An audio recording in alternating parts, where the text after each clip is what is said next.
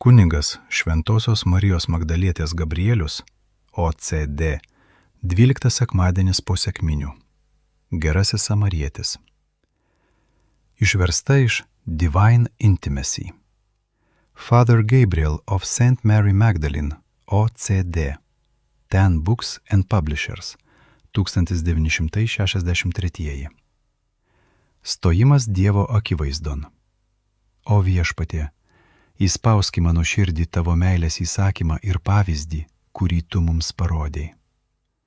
Apmąstymas. 1. Vienas žmogus keliavo iš Jeruzalės į Jerichą ir pakliuvo į plėšikų rankas. Tie išrengė jį, sumušė ir nuėjo savo, palikdami pusgyvį. Evangelija pagal Luką, 10 skyriaus 30 eilutė. Tas nelaimingasis žmogus simbolizuoja kiekvieną iš mūsų. Mes taip pat savo kelyje susidūrėme su plėšikais. Pasaulis, delnes ir mūsų aistros mus apiplėšė ir sužeidė. Kas gali pasakyti, kad savo sieloje neturi kokios nors daugiau ar mažiau gilios žaizdos, kurią paliko pagunda ar nuodėmė? Tačiau mūsų kelyje buvo ir gerasis samarietis. Tiksliau, gerasis samarietis par excellence, Jėzus, kuris sujaudintas užuojautos mūsų padėčiai, atėjo mums į pagalbą. Begalinę meilę jis pasilenkė prie mūsų atvirų žaizdų, gydydamas jas savo malonės aliejumi ir vynu. Aliejus simbolizuoja jo švelnumą, o vynas jo galią. Tada jis paėmė mus į savo glėbį ir nunešė į saugią vietą. Tai yra, patikėjo mus bažnyčios motiniškai globai, kurią jis perdavė mūsų išpirkos kainą, savo mirties ant kryžiaus vaisių. Taigi palyginimas apie gerąjį samarietį atspindi mūsų išganymo istoriją. Istoriją, kuri nuolat tęsiasi ir atsinaujina kiekvieną kartą, kai nuolankiai ir gailėdamiesi priartėjame prie Jėzaus, rodydami jam savo sielų žaizdas. Ji ypatingų būdų įgyvendinama mišiuose, kur Jėzus tėvui aukoja mūsų išganimo kainą ir mūsų labui atnaujina savo auką. Turėtume eiti į mišias, kad susitiktume su juo, geruoju samariečiu, kad prašytume ir priimtume jo šventinantį veikimą. Kuo labiau pripažįstame savo vargą ir išganimo poreikį, tuo labiau Jėzus mums pritaiko išganimo vaisius. Kai jis ateis pas mus šventojoje komunijoje, jis išgydys mūsų žaizdas, ne tik išorinės, bet ir vidinės, gausiai į jas išliejęs savo malonės saldų aliejų ir stiprinantį vyną. Štai kaip Jėzus elgėsi su mumis. Štai kaip jis elgėsi su žmonija, kuri dėl nuodėmės tapo jam svetima. Taip, netgi tapo priešu. Ir netgi atmetė jį, Dievo sūnų. 2. Jėzus, kuris savo atperkamojų darbų mums parodė aukščiausią gailestingiausios ir užjaučiančios meilės pavyzdį, galėjo tinkamai užbaigti palyginimą apie gerąjį samarietį šiais žodžiais: eik ir tu taip daryk. Ir jis galėjo pridurti, kaip tai padarė savo apaštalams paskutinės vakarienės vakarą: aš jums daviau pavyzdį, kad ir jūs darytumėte, kaip aš jums dariau. Evangelija pagal Joną, 13 skyriaus 15 eilutė. Rašto žinovams ir fariziejams žodis artimas reiškia draugus arba daugiausia izraelitus, bet jokių būdų ne pagonis ar samariečius.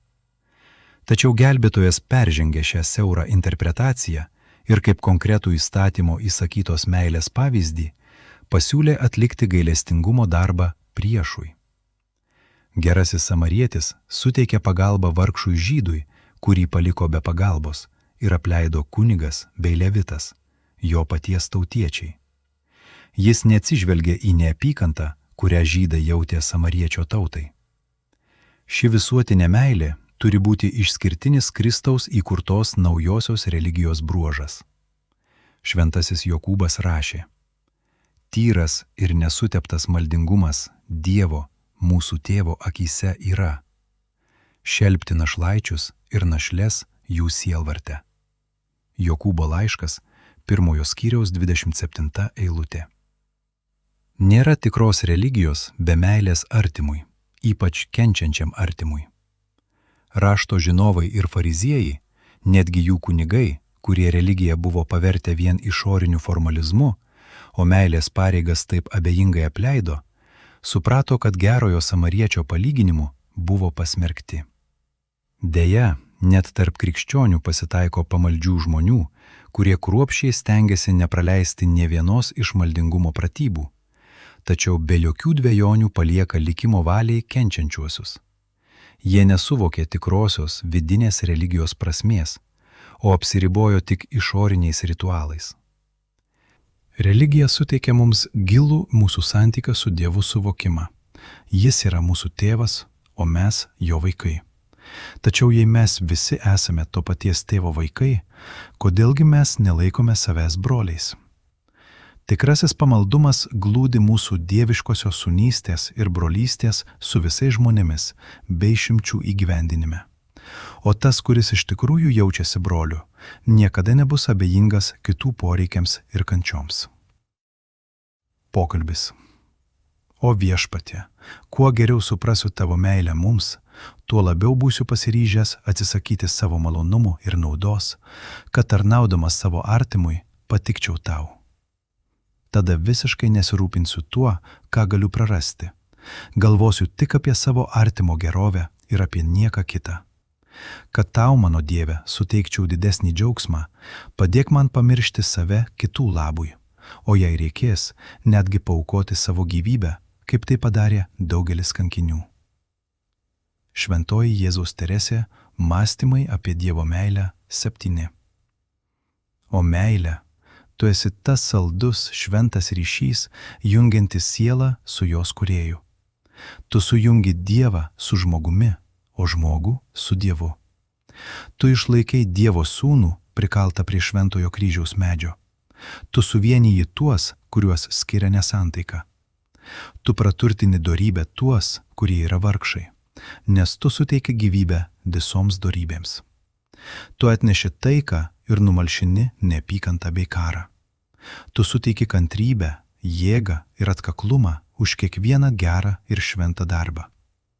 Tu niekada nepavargsti, niekada nenukrypsti nuo Dievo ir artimo meilės, nei dėl nuovargio, nei dėl skausmo, nei dėl paniekos, nei dėl įžeidimo. O Kristau, mielasis Jėzau, suteik man šią šventą meilę, kad galėčiau atkakliai daryti gerą ir niekada nepasiduoti. Nes tas, kuris turi meilę, remiasi tavimi, gyvąja uola, ir sekdamas tavo pavyzdžiu, iš tavęs mokosi, kaip mylėti savo kūrėją ir savo artimą. Tavyje, o Kristau, aš randu man tinkamą regulą ir doktriną, nes tu esi kelias, tiesa ir gyvenimas. Jei gilinsiuosi į tada, eisiu teisingu keliu ir rūpinsiuosi vien tik Dievo garbe ir sielų išgelbėjimu. Šventoji Kotryna Sienietė. Svetainė katalikų-tradicija.lt. Pasauliečių tradicinių katalikų judėjimas Lietuvoje. Išsilaikome tik iš tikinčiųjų aukų. Jei norite paremti mūsų veiklą, nuorodas, kaip tai padaryti, rasite mūsų svetainėje.